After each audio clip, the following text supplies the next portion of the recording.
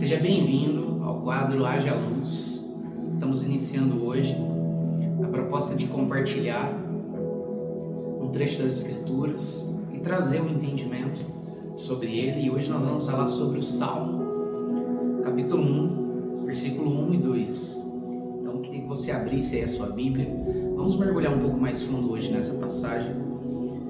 Estou lendo a versão King James, que diz assim: abençoado com felicidade é o homem que não segue o conselho dos ímpios, não se deixa influenciar pela conduta dos pecadores e nem se assenta na reunião dos zombadores.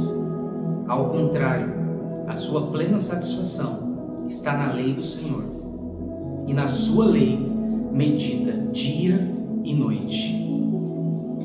Bom, esse texto ele fala que é abençoado com felicidade. Em outras versões, bem-aventurado é o homem que não segue o conselho dos ímpios. Primeiro eu quero falar sobre o conselho. O que é um conselho?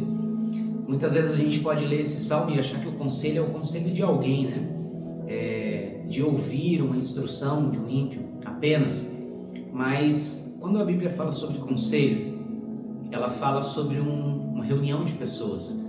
Aquilo que um grupo de pessoas pensa junto. É como se fosse uma mente mestra dos ímpios. Ou seja, o conselho dos ímpios é tudo que as mentes ímpias, quando se juntam, podem gerar juntos.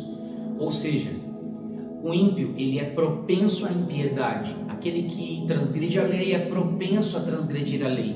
Então, quando esse salmo está falando do conselho dos ímpios, não está falando apenas de uma pessoa, está falando de um modo de pensar que não cogita das coisas de Deus, de um modo de pensar que não contempla os princípios, os fundamentos do Evangelho e nem de Deus, não respeita a vontade do Senhor. Então, quando ele fala que não segue o conselho dos ímpios, logo em seguida ele fala, não se deixe influenciar pela conduta dos pecadores. Olha que interessante. Ele começa construindo a ideia de uma mentalidade ímpia. O que é a impiedade? O ímpio é aquele que não tem um Deus, é aquele que não observa a lei, é aquele que não tem temor.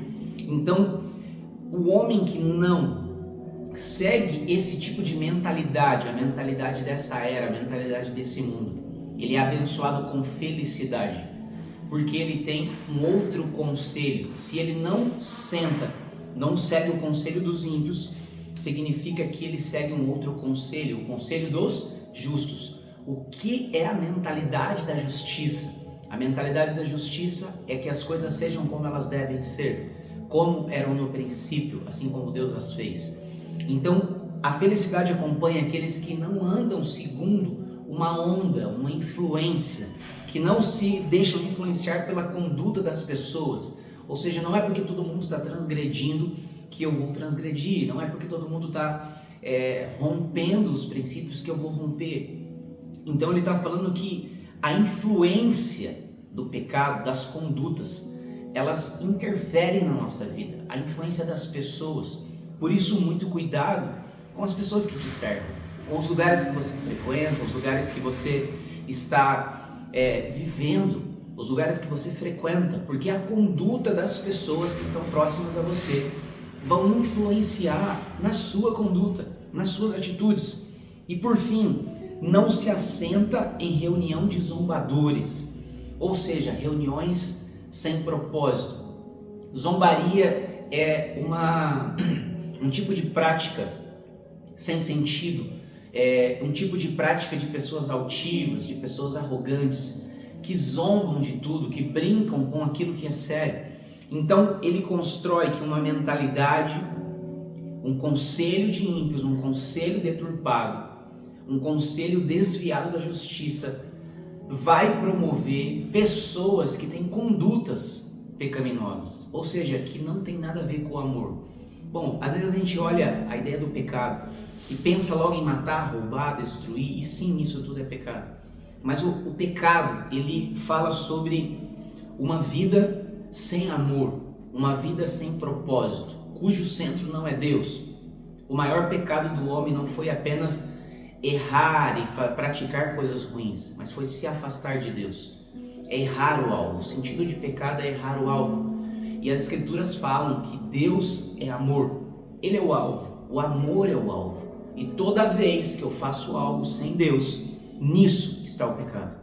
O pecado está em se distanciar de Deus e achar que eu posso viver uma vida sem Ele. Não podemos. E feliz é o homem que entende isso. Feliz é o homem que entende que todas as suas fontes provêm do Senhor. Tudo que ele precisa está no Senhor. E abençoado com felicidade é esse homem que não anda segundo a mentalidade desse mundo. Não se deixa influenciar pela conduta das pessoas, pelos erros comuns, pelas práticas comuns. Não é porque todo mundo faz algo que aquilo é bom.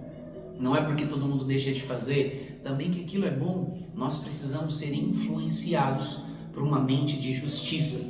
E o segundo versículo fala ao contrário de tudo isso, ao contrário dessa mentalidade de ímpios, ao contrário dessa influência de uma conduta pecaminosa e ao contrário de uma reunião de zombadores, a sua plena satisfação, ou seja, ele está falando que esses lugares para as pessoas ímpias é um lugar bom, é um lugar que traz satisfação, é um lugar onde eles desejam estar. Afinal de contas é muito bom estar com pessoas, estar em ambientes, rir, brincar. Eu não estou falando sobre isso, não estou dizendo que você não possa ter liberdade na sua vida.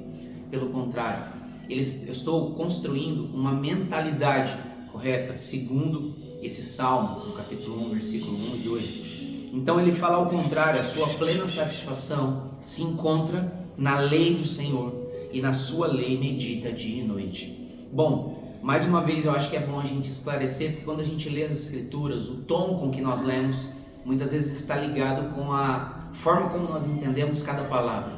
E quando a gente lê a lei do Senhor, muitas pessoas já vão entender que é as Escrituras, outras vão entender sobre a lei, uma dinastia, algo austero, algo rígido. Mas só que a lei do Senhor, ela é vida. A lei, ela não é uma punição, a lei não serve para colocar as pessoas na cadeia, porque muitos podem entender com esse tom, né? Como que eu vou encontrar satisfação em algo que é pesado, que é severo, que é ruim? A lei é algo difícil, é algo que traz punição. Pelo contrário, a lei do Senhor é uma lei de liberdade. Paulo escreve e diz que a lei do Espírito de vida nos libertou da lei do pecado e da morte. Ou seja, existe uma lei que produz apenas registros daquilo que foi transgredido e da morte. Mas existe uma lei de um Espírito que traz vida. E a lei do Senhor é essa lei que traz vida. A letra apenas, a regra apenas, ela traz a punição, porque ela foi demarcada para que pudéssemos entender a vontade de Deus. Só que acima da lei escrita existe uma lei de vida, que é uma lei espiritual. A lei que o Senhor nos deixou é uma lei que traz satisfação, é uma lei que nos conduz para Ele. Ou seja, a lei ela é apenas uma proteção. A lei é algo muito maior do que aquilo que a gente pode pensar como punição. Então, eu quero trazer para você que meditar na lei dia e noite é manter a sua mentalidade sendo alimentada por uma vida de Deus, por uma relação com Deus. Nunca a proposta de Deus foi trazer um peso, nunca foi que fosse pesado. Pelo contrário, o Senhor sempre desejou um relacionamento desde o início. Ele sempre desejou que os justos vivessem num conselho, que a influência da justiça fosse ensinada, que a vida fosse ensinada e multiplicada através da influência de uma vida que se multiplica, e que as nossas reuniões fossem reuniões de bênção, de multiplicação. Por isso que toda vez que pessoas se juntam para compartilhar de um mesmo propósito, aquela reunião vai produzir algo, porque quando as mentes se encontram, logo há um fruto sendo gerado disso. Por isso que as Escrituras falam que onde 2 ou mais estiverem reunidos, eu estarei ali no meio deles. Ou seja, haverá algo sendo produzido, haverá algo nascendo.